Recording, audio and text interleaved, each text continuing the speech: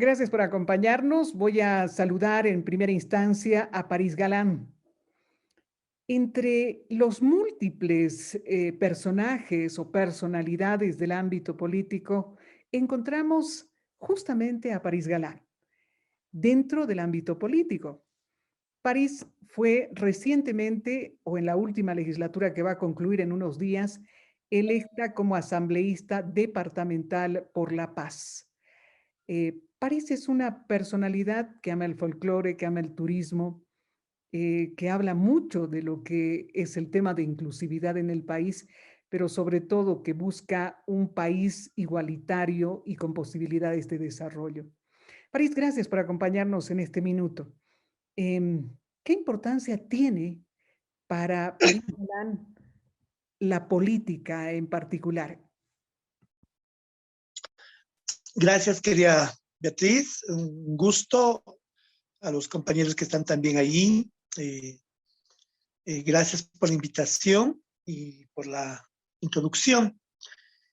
Como tú me preguntas, ¿qué importancia tiene la política para París Galán? Pues toda la importancia necesaria, ¿no? Eh, París Galán ha nacido hace 20, casi 24 años, ¿no? Y cuando digo ha nacido es porque París Galán es el resultado de toda una vida de lucha por ser uno mismo, por ser yo misma, ¿no? Eh, Afortunadamente en mi vida no tuve dificultades para asumir mi sexualidad, ni mi familia tampoco tuvo grandes dificultades para aceptar la misma. Pero el aceptar la sexualidad al interior de tus cuatro paredes, en tu casa, con tu familia, no es precisamente lo mismo que aceptarla públicamente y convertir en esta aceptación un instrumento de lucha para que otras compañeros, compañeras eh, con diversa orientación sexual e identidad de género puedan también pasar por un proceso de autoaceptación, eh, por un proceso de aceptación de sus familias, de sus entornos sociales, culturales, laborales, etcétera, ¿no? Entonces, ese hecho ya es un hecho político, es altamente político, ¿no? El salir a las calles con mis tacones de 30 centímetros de alto, con mi traje de chola paseña, en un principio para una actividad artística, lúdica, y poco a poco convirtiéndose en actividades ya de índole social y políticas, también son hechos políticos, ¿no? Entonces, cuando me preguntas cuán importante es la política, pues es prácticamente todo en mi vida, ¿no?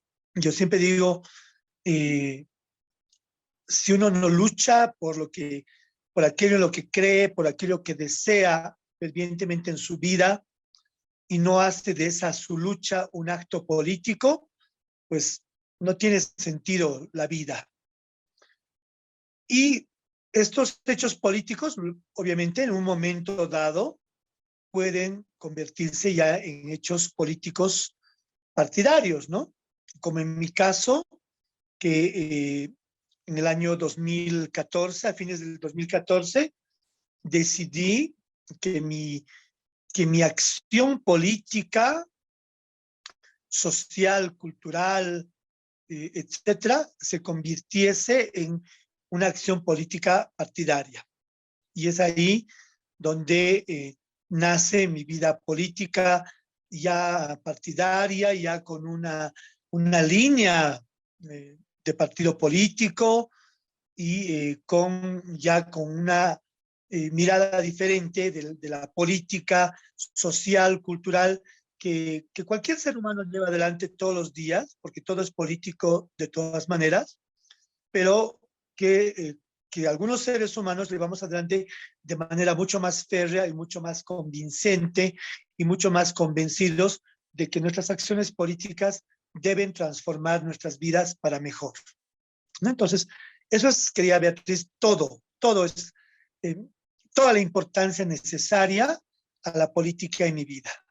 Bueno, mi primera pregunta es, ¿cómo se define a sí mismo? ¿En qué categoría de trans entra usted? Si es transgénero, transexual o transformista. ¿Y cómo vendría a ser el acto del transformismo como un acto político? Eh, Primero, buenas noches, Ángel, ¿cómo estás? Un gusto. Primero que nada, debo mencionar que mi categoría es muy particular y es única además, ¿no?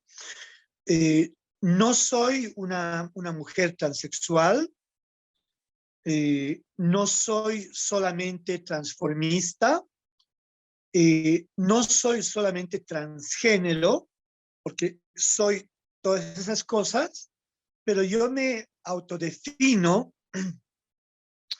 y lo hago amparado siempre y lo pongo de manifiesto en el principio de la autodeterminación, de que yo soy una persona trans, simplemente trans, utilizando para mi definición, para mi autodefinición, el prefijo trans, ¿no? Que es un prefijo muy rico que significa cambio, movimiento, traslado, desplazamiento, ¿no? Pasar de un estado a otro, pasar de un momento a otro, pasar de una condición a otra. ¿Y por qué yo hago o me autodefino de esta manera? Porque he cuestionado muchas veces a mis compañeras mujeres transexuales por su acto de rebeldía inicialmente, ¿no? Porque uno se rebela habiendo nacido biológicamente hombre o mujer, pasa por todo un proceso de transición, como lo denominan ellos, para convertirse en lo otro, ¿no? Yo he nacido biológicamente hombre y a través de procesos de hormonización, por ahí sí es un caso extremo, una vaginoplastía, etcétera, llego a ser lo otro, que en este caso sería una mujer transexual, ¿no? Pero, ¿por qué critico yo este acto de rebeldía que al final se convierte en un acto de sometimiento, porque te sometes a lo otro, ¿no? Si no estabas conforme, de acuerdo con el cuerpo con el que naciste, con el género que desarrollaste, gracias a tu entorno familiar, etcétera, etcétera, entonces cuestionas, te rebelas y pasas por todo ese proceso para luego someterte al otro, a la otra categoría, ¿no? De mujer femenina, que además debe cumplir con patrones estereotipados de belleza, ¿no? De género, tienes que tener cabello largo, tienes que ponerte implantes en los senos, tienes que redondear el cuerpo, tienes que cambiar la voz, tienes que operarte la tiroides, etcétera, etcétera. Entonces, yo cuestiono eso, por lo tanto, no me defino como una mujer transexual o como una persona transexual, me defino como una persona trans porque he transformado mi vida, ¿no?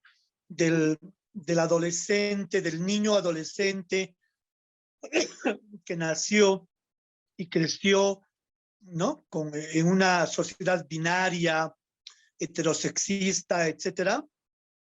He logrado transformar mi vida, mi entorno familiar, mi entorno social, mi entorno cultural, mi entorno laboral y en estos últimos 5 o 6 años mi entorno político, de tal manera que hoy la gente me dice París, no me dice Carlos, ¿no? Y para que eso ocurra, yo no necesito haber pasado por una ley de identidad de género, ¿no? No he tenido que acudir a las leyes para cambiar o para lograr una aceptación de la identidad que yo he construido. Y otro elemento que para mí es importante para esta autodefinición es que yo no me complico si me dicen Carlos o París, porque son la misma persona, ¿no? Me traslado de una identidad legal a una identidad construida sin ninguna dificultad emocional, psíquica, ni de ningún tipo, ¿no? Porque les comento, perdón, que uno de los argumentos de las personas transexuales para pasar por todo ese vía crucis de las cirugías, de los implantes, etcétera, es que cuando salen transformadas, transexualizadas, de pronto a las calles, o van a un banco, o van a un centro médico, etcétera, les llaman por su nombre legal, que en el caso de una mujer transexual era un nombre masculino, ¿no? Y se conflictúan. Yo no me conflictúo, ¿no? Porque he transformado mi percepción de ver la vida, ¿no? No soy una persona sometida al género binario, no soy una persona sometida a la heteronormalidad. He transformado mi interrelacionamiento sexoafectivo, mi interrelacionamiento con los demás. Por lo tanto, soy una persona trans, ¿no? Con muchos matices. El transformismo, el drag queen, el folclore, etcétera, etcétera, ¿no? Entonces, esa es mi categoría, que es, como te digo, es particular, ¿no? Creo que no conozco otras personas trans, así con esas características como las mías. Buenas noches, Paris. Gracias por la entrevista. He leído mucho sobre ti porque igual estoy haciendo el trabajo y voy mucho a lo relacionado con la sociedad paceña. Somos indígenas, somos colonizados y hemos tenido avances en la aceptación, porque curiosamente La Paz es conservadora, pero también es tolerante. Sin embargo, la población LGBT depende mucho de las legislaciones municipales y nacionales que hacen personas que, bueno, que al final ejecutan personas heterosexuales. Tú que has estado al menos 10 meses en la Asamblea Legislativa de La Paz, ¿cómo consideras que se puede hacer de La Paz una ciudad inclusiva más allá del papel? Cualquier transformación, cambio, etcétera, justamente hay que hacerlo con los hechos, ¿no? Con los hechos. Lo que decía hace un momento, ¿no?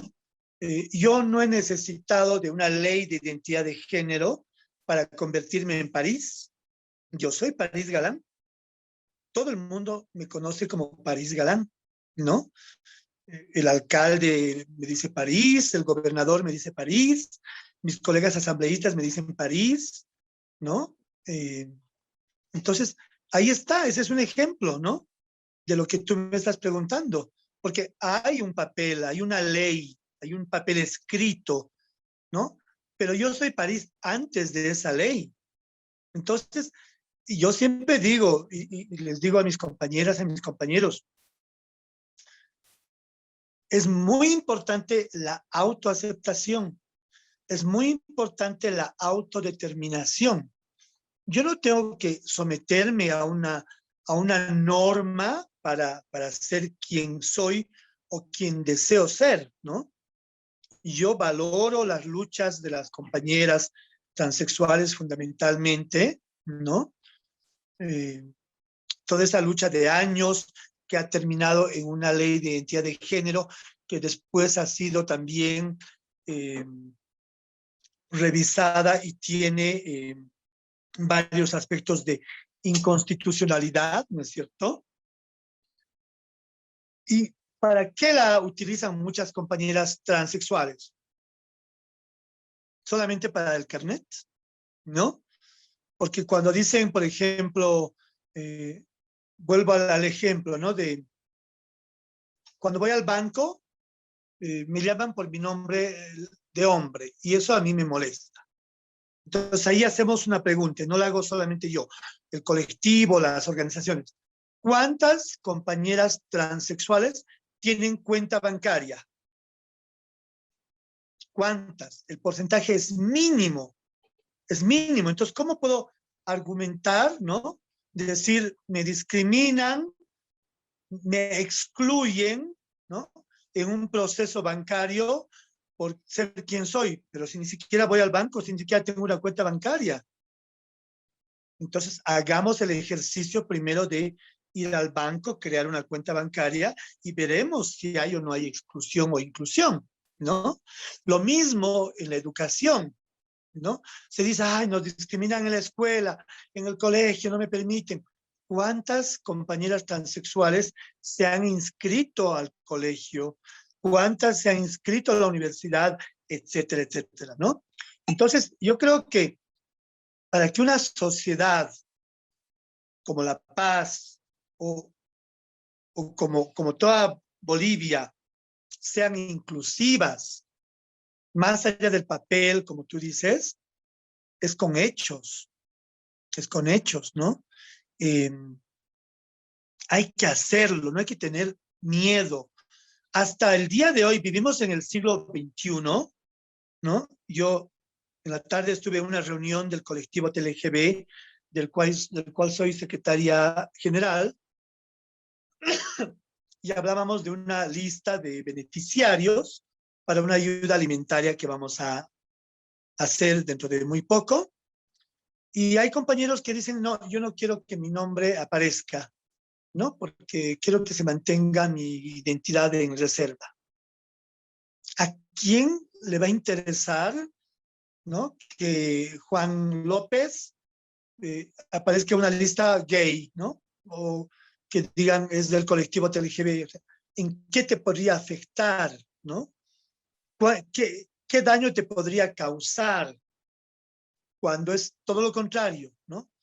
Tu autoafirmación, tu autodeterminación, el decir yo soy homosexual, yo soy gay, soy no binario, soy transexual, soy transgénero, te va a beneficiar primero emocionalmente, te va a liberar como ser humano y luego va a permitir también que los demás se liberen, ¿no?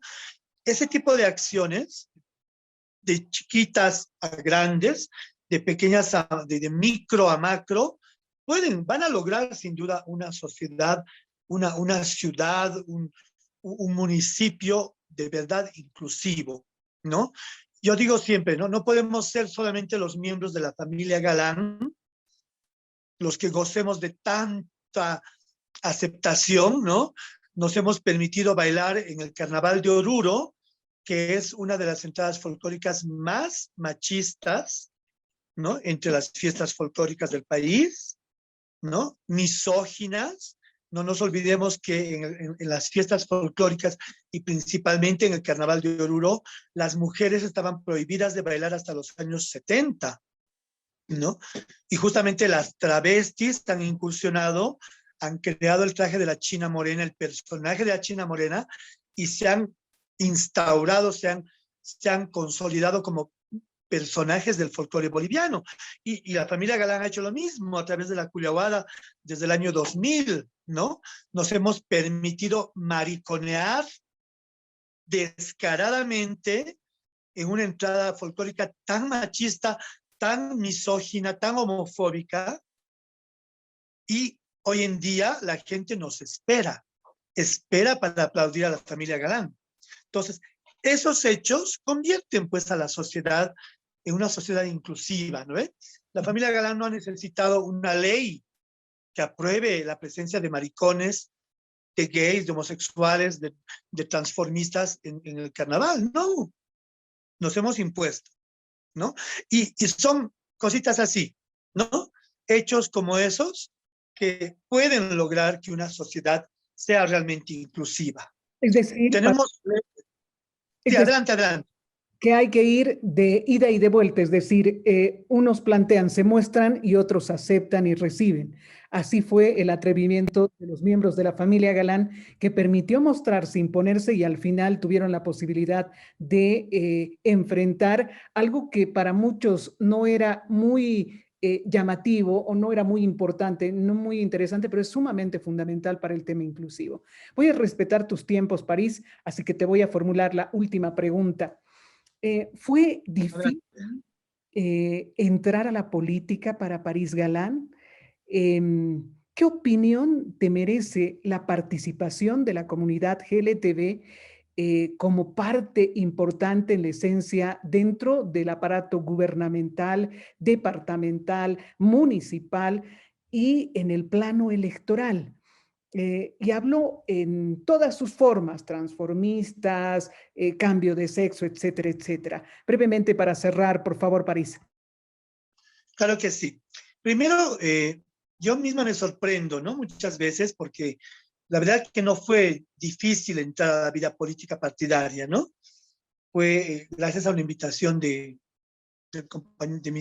mi líder, Luis Revilla, líder de mi partido político, el año 2014, ¿no? Y bueno, ingresé en una posición hasta privilegiada, ¿no? Porque ingresé directamente a una candidatura a la asamblea, me eligieron y no me dejaron ejercer, y ese es otro tema, ¿no? Sin embargo, sí sentí, percibí, noté, observé un cierto reparo en muchos compañeros militantes de mi organización política, ¿no? Por mi presencia, ¿no? Por mi presencia en estos espacios, ¿no? Por un lado. Pero a pesar de ello, para mí fue relativamente fácil la aceptación, ¿no? Pero eso no es gratuito, ¿no es cierto? Porque esto ocurrió después de 20 años de activismo, 20 años de lucha, 20 años de construcción de la identidad de París Galán, ¿no? No ocurrió después, al año siguiente de que París Galán apareció, ¿no es cierto? Ocurrió 20 años después. Entonces, no es tan fácil, pero tampoco hubo grandes dificultades. Ahora, respecto a la participación en la política de la población LGB, pues es pobre, no existe, ¿no? Ha habido intentos de candidaturas, ¿no? Una en Santa Cruz, de la compañera Ninón, en filas del MAS, pero como suplente sexta, creo, ¿no? O sea, más imposible, difícil, creo, ¿no? De que llegue a obtener un curul, digamos. Algunos otros compañeros, ¿no? Han intentado participar en algunas organizaciones políticas también. Una compañera transexual en Oruro, en las elecciones del 2019, en octubre del 2019, pero en una organización política que no tenía ninguna posibilidad de obtener tampoco escaños, ¿no? En la Asamblea Plurinacional. Entonces, por un lado, una participación pobre. ¿Por qué? Porque también, ahí sí debo decirlo yo, cuando yo me declaré militante de una organización política y por hacerlo abiertamente, públicamente, honestamente, recibí el rechazo de la comunidad LGB. En esa ocasión, yo sentí lo que era el rechazo, la discriminación y la exclusión, ¿no? No lo había sentido antes en la sociedad en su conjunto. París Galán nunca fue excluida, discriminada, rechazada en ningún otro ámbito, pero cuando se declara militante política, sí. ¿Y quién le excluye, le discrimina, le rechaza? Su propia comunidad, ¿no? Estuve apartada de mi comunidad cerca de 3 años. Ahora regresé porque es mi causa de vida, ¿no? Ahora, respecto a la participación general, ¿no? Electoral, etcétera, creo que hay una ausencia y carencia también de participación y de mecanismos de participación, tanto de la misma población como de los entes que posibilitan la participación, ¿no? Justamente hemos tenido muchas denuncias de, por ejemplo, compañeras transexuales. Casi siempre las denuncias son de transexuales porque son visibles, ¿no? Entonces, muchas compañeras transexuales que en algunos eventos eleccionarios han ido a sufragar, no han podido hacerlo porque no habían hecho el cambio de identidad, ¿no? Entonces, su carnet decía Carlos, pero su imagen era de París, entonces no les permitían ejercer el derecho al voto. No, ha habido varias denuncias, las hemos presentado a los órganos electorales. El año pasado nos hemos reunido con el presidente del Tribunal Electoral Plurinacional y nos han asegurado que van a mejorar las condiciones, que van a capacitar mejor a los jurados electorales, que se van a crear mejores mecanismos de inclusión y de participación de la población TLGB en general, ¿no? Aunque insisto, en casos como estos, las poblaciones más vulneradas son siempre las transexuales, porque son visibles. Una persona gay o una persona lesbiana, pues va a votar y punto, ¿no? Y nadie le cuestiona su sexualidad o su performance sexual. Pero cuando una es transexual, ¿no? Y va con cabello largo, lápiz labial en los labios, etcétera, y su carnet de identidad dice un nombre masculino, ahí hay un choque, ¿no? Entonces, pero de todas maneras,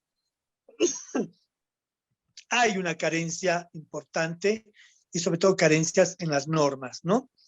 Ausencias en las normas que esperemos se subsanen en el transcurso de los siguientes años, ¿no?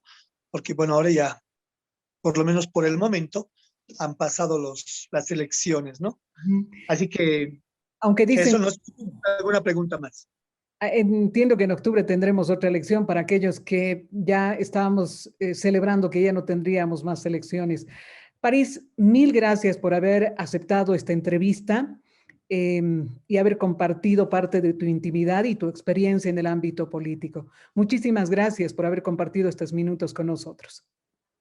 No, querida Beatriz, de verdad es un gusto y espero que lo que les he transmitido pues contribuya al trabajo que ustedes hacen, tanto como alumnos como docentes también en esta universidad. Un gusto para mí y cuando lo necesiten, estaré ahí siempre para responder a sus inquietudes.